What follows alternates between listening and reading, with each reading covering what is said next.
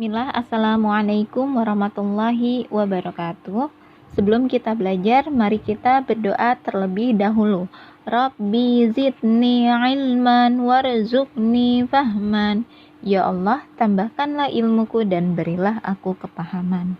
Ahwat, langsung saja kita masuk ke judul berikutnya yang F, tentang konsep perubahan dan keberlanjutan dalam sejarah.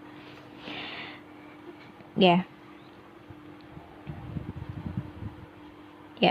sudah dibuka halaman 10 ya.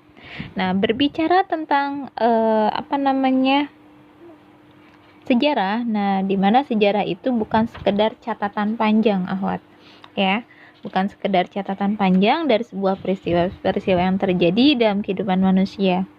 Ya, di mana catatan peristiwa pada masa lalu tersebut, nah ini menunjukkan adanya perubahan dan keberlanjutan dalam sebuah sejarah manusia. Nah, jadi yang dinamakan dengan perubahan di sini adalah sebuah transformasi peristiwa atau kejadian, ya, dimana perubahannya itu bisa terjadi baik secara cepat atau lambat, ya. Contohnya misalnya perubahan yang terjadi secara cepat itu adalah tentang peristiwa pengeboman kota Hiroshima dan Nagasaki, ya. Pada 6 sampai 9 Agustus 1945.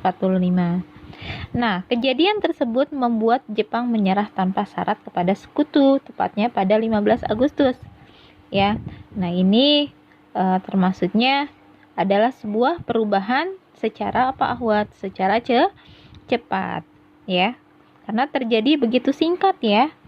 Ya, terjadi ketika pengeboman kota Hiroshima tepatnya 6 dan 9 Agustus, ya. Pengebomannya, ya, tepatnya di sini, ya, setelah dibom oleh Hiroshima dan Nagasaki, dibom kota Hiroshima dan Nagasakinya. Nah, maka di sini Jepang pun akhirnya menyerahnya sekira tanggal 15 Agustus. Jadi ini perubahan terhitungnya cepat. Nah, ada pun perubahan yang terjadi secara lambat, contohnya misalnya penerapan politik etis di Hindia Belanda, ya. Nah, yang lambat laun mendorong kebangkitan nasional Indonesia. Nah, ini perubahannya termasuknya perubahan lambat, ya.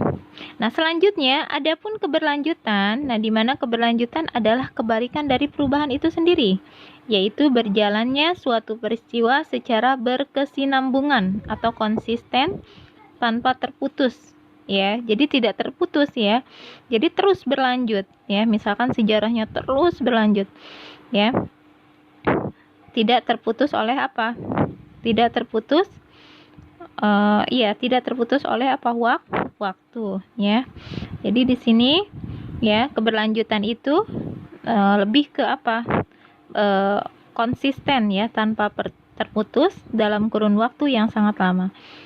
Contohnya misalnya, ya, Wangsa Shailendra berkuasa di Jawa selama sekitar 250 tahun.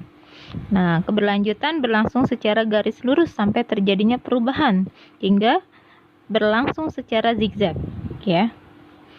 Nah, itu diantaranya. Itu termasuknya kepada perubahan secara lambat, ya. Nah, perubahan dan keberlanjutan, nah ini bisa kita ketahui dengan cara membandingkan dua atau lebih peristiwa atau keadaan pada masa lalu, di mana perbandingan bisa dilakukan antara dua atau lebih peristiwa pada masa lalu dan peristiwa masa kini.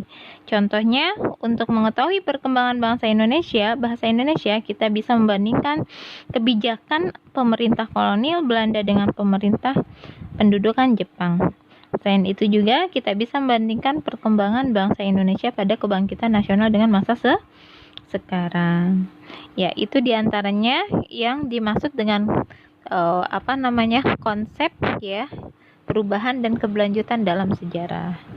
Ya, jadi pada intinya, ya, tadi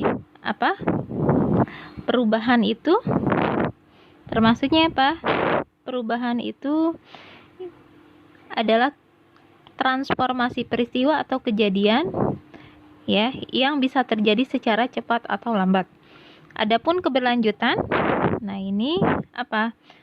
Kebalikannya dari perubahan, yaitu berjalannya suatu peristiwa secara berkesinambungan atau konsisten tanpa terputus dalam kurun waktu yang sangat lama ya.